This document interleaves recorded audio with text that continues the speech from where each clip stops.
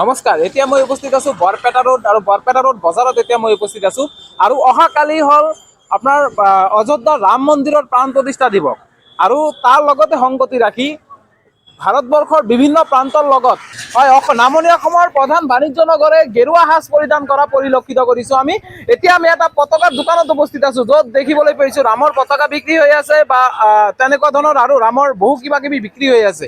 তো আমি এই দোকানীজনৰ পৰা কিছু কথা জানিম যে কেনেকুৱা সঁহাৰি পাইছে গ্ৰাহকৰ পৰা বা কেনেকুৱা বেচা কিনি ৰাম মন্দিৰৰ প্ৰাণ প্ৰতিষ্ঠা দিৱস এই উপলক্ষে কি ক'ব দাদা, কি ক'ব আপোনাৰ কেনেকুৱা লাগিছে যে অহাকালি ৰাম মন্দিৰৰ এটা প্ৰাণ প্ৰতিষ্ঠা যিটো হেৰি অহাকালি সমাৰোহ যিটো ৰাম মন্দিৰ প্ৰতিষ্ঠা হোৱাৰ সেইটো আমাৰ ভাৰতবৰ্ষৰ কাৰণে এটা বহুত বিৰাট আনন্দৰ দিন হৈছে। সেইটো কাৰণে আমি গোটেইখিনি মানুহে আনন্দ কৰিম আৰু ফ্লেগ শ্লেগ লৈ ৰামৰ পতাকা লৈ মন্দিৰ চন্দিৰত যাম। আপোনাৰ এই দোকান দি কেনেকৈ সঁহাৰি পাইছে গ্ৰাহকৰ? দোকানটোত সঁহাৰি পাইছোঁ, গ্ৰাহকৰ সঁহাৰি আহি পাইছে। আছে মানুহ লৈ আছে, উপভোগ কৰি আছে। এটা ব্যতিক্ৰমী প্ৰশ্ন সুধিব খুজিছো আপোনাক, এই যিটো ৰাম মন্দিৰৰ প্ৰাণ প্ৰতিষ্ঠা হবলৈ গৈ আছে বা যিটো ৰাম মন্দিৰ হল অযোধ্যাৰ, ইয়াৰ আঁৰত আপোনালোকে কাৰ হাত বুলি ভাবে যে কাৰ তত্বাৱধানত এইটো সম্ভৱ হৈছে?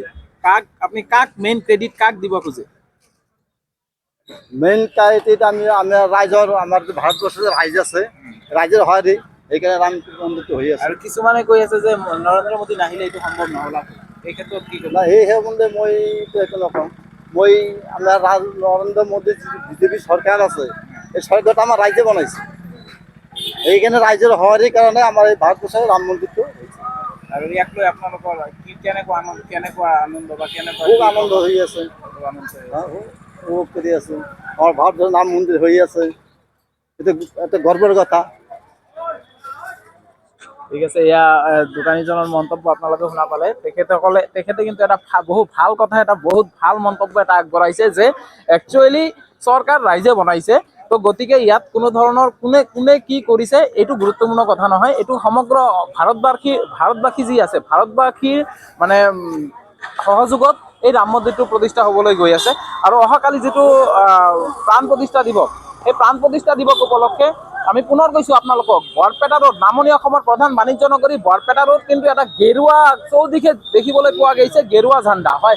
কোনোবা ৰামৰ ঝাণ্ডা উৰিয়াইছে, কোনোবাই হনুমানৰ ঝাণ্ডা উৰিয়াইছে, চৌদিশে মুঠতে আপোনাৰ এটা গেৰুৱা পৰিৱেশ আমি পৰিলক্ষিত কৰিছো। এনেকে সকলো দোকানৰ আগত এনেকে ফ্লেগবোৰ, ৰামৰ ফ্লেগবোৰ লগাই থকা আমি পৰিলক্ষিত কৰিছো। দোকান হওক, নিজৰ ঘৰ হওক, বজাৰ হওক, সকলোতে একে ধৰণৰ অকল আপোনাৰ এটা চৌদিশে অকল গেৰুৱা আৰু গেৰুৱা, বাকী একো নাই। সকলোৱে দোকানৰ আগত এনেকে, এতে কিন্তু জাতি ধৰ্ম বুলি কথা নাই।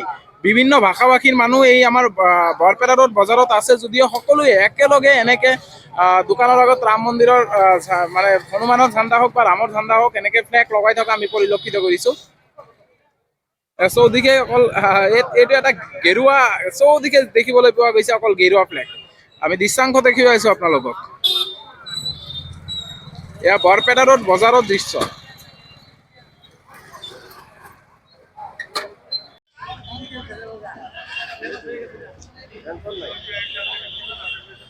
মাৰক